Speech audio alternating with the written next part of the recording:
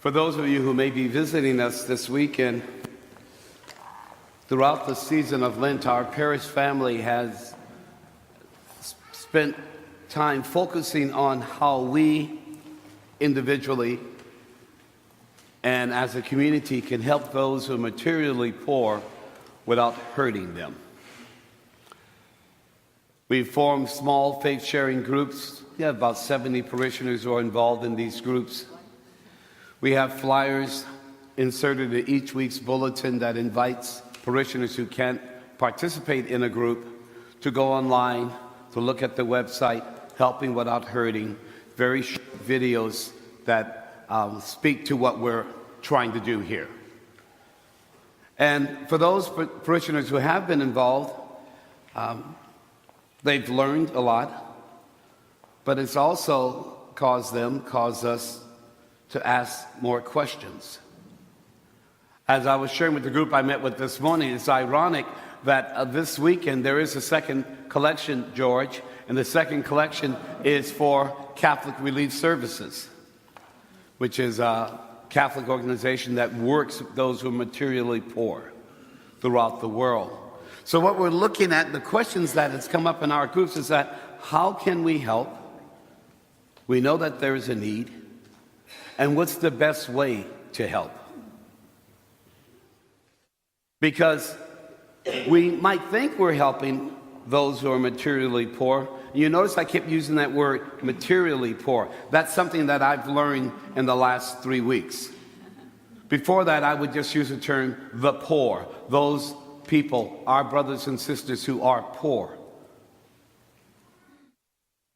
Do you know why I'm trying to make that distinction? What's the distinction? Well, I'm going to ask you. What's the distinction I'm trying to make between, say, materially poor and our brothers and sisters who are poor?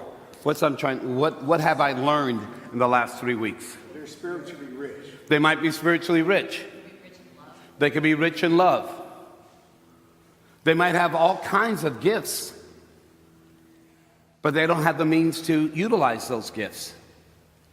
This morning we were talking, and I said, you take a person who's 57 years old, a 57-year-old woman. I can't look at anybody in particular because some people might think I'm looking at them. Let's say we have a 57-year-old woman or a 57-year-old man, and they lose their job. Their job is downsized. And as a result, they're out looking for employment. But they're 57 years old. They might be upper management.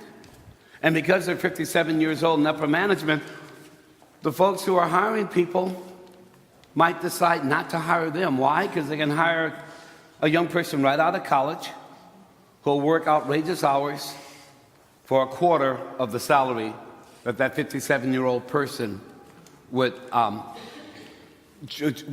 be deserving of receiving. That person is not poor. She has many gifts. He has many gifts. That person is materially poor. So how do we help the materially poor without hurting them?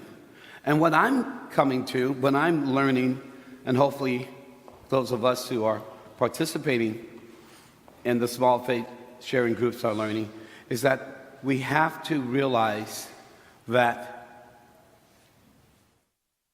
doing things for our brothers and sisters who are materially poor without allowing them to do for themselves actually is adding to the problem and not alleviating the problem. So when we get a request to help and our hearts are moved by that request, many of us, what we want to do is to give relief to the person or persons asking for the help. Am I right? We want to relieve them of whatever the problem is. But if we really want to be helpful, we have to appreciate that there are times when relief is all we can do and relief is needed in the moment.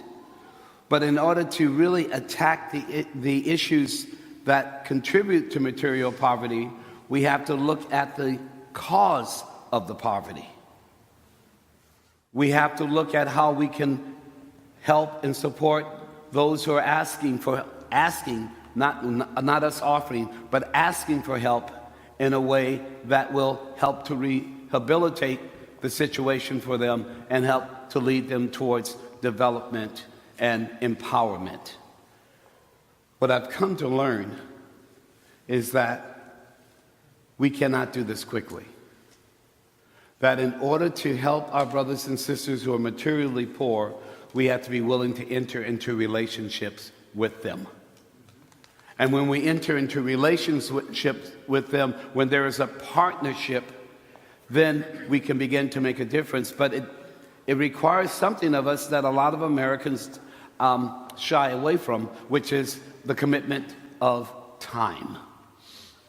We have to give time and give of ourselves. And for many of us, because of the way we value time and because of how our lives are organized around one activity after the other, we don't believe that we can make a difference in terms of offering our time. So what we do, we go in our pockets and we offer our money, which is not bad. But if we want to make a difference, and that's what this whole Lenten experience has been about, right? We want to make a difference. So I want to tell you a story about one of our parishioners. His name is David Pizzola, Twyla and Steve Pizzola's son. David is now probably about 27 years old. David might be 28 years old. And went to school here, went to St. Mary's, went to Claremont College, I guess, down in Southern California, and decided that he wanted to get involved in real estate. So David is a real estate developer in Chicago. And coming from this community, he did something that the other folks that he was doing real estate with would not do. David is used to living in a very integrated community. And Chicago, for those of you who may not be aware of it, is very segregated.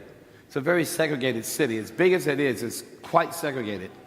And so David decided that he would buy property on the south side of Chicago.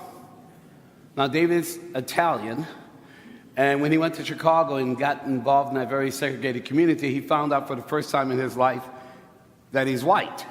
David never knew he was white, okay? He lived in Oakland, okay? He thought he was Italian. So, but in Chicago, he's white. So the white dealer said to him, developers, man, you can't build in the south side of Chicago. You can't work with those people. You know, they'll rob you. So David's like, what do you mean? So David goes in, starts rehabilitating some of the apartments that he bought, and he's then worries, begins to find out that there is issues with theft and issues with building materials being brought in the morning and taken after hours in the evening, and so he thought about hiring a security firm to watch his property. He notices an African-American man who's there, who was looking for a job, and David said to him, well, how are you in terms of keeping an eye on things? And the man, let's call him John said, I'm good at that. So David hired him as a security person to watch the materials after hours. And as the build went on, they needed more people. So he said to John, do you know of anyone else who could help? And then John got a half a dozen other people who were watching the various apartment buildings that were being redeveloped by David, renovated by David's company. Then after the apartments were rehabilitated, they needed managers. And the people who had been supporting and doing security, some of those folks became managers of the very apartments that they had been watching over. That was a really creative way on David's part to utilize the gifts of people who were already there. He didn't have to hire a security firm coming from the outside. He hired people who lived in South Chicago, who would benefit directly from the work that he was providing them with. In other words, David was creative, and that's how we have to approach this. We have to be creative in our approaches. We have to be humble enough to know that we don't have all the answers, but the answers we're looking for might be in the very people we're trying to help. So after this Mass, I invite you to spend some time. We're having a social justice ministry fair, and we have 6 organizations here with us today. There are many more, but we have 6 here today in the Gibson Center. And when you go over, there's a brochure that each organization has, and it tells you about how they're trying to approach the issue of poverty and how they are trying to make a difference for the materially poor. It's not one way for everyone. There are different needs that different groups and individuals need help with. But what we are called to do is to make that difference. So we have Catholic Charities of the East Bay. We have the Oakland Catholic Worker who was with us last week. We have Genesis, Just Faith, our Corpus Christi Outreach Committee, St. Vincent's de Paul Society. These are all organizations and ministries that are trying to make a difference, trying to help without hurting. As I said, this is our challenge. As followers of Jesus Christ, as his disciples, we are invited to share the good news and to help where we can.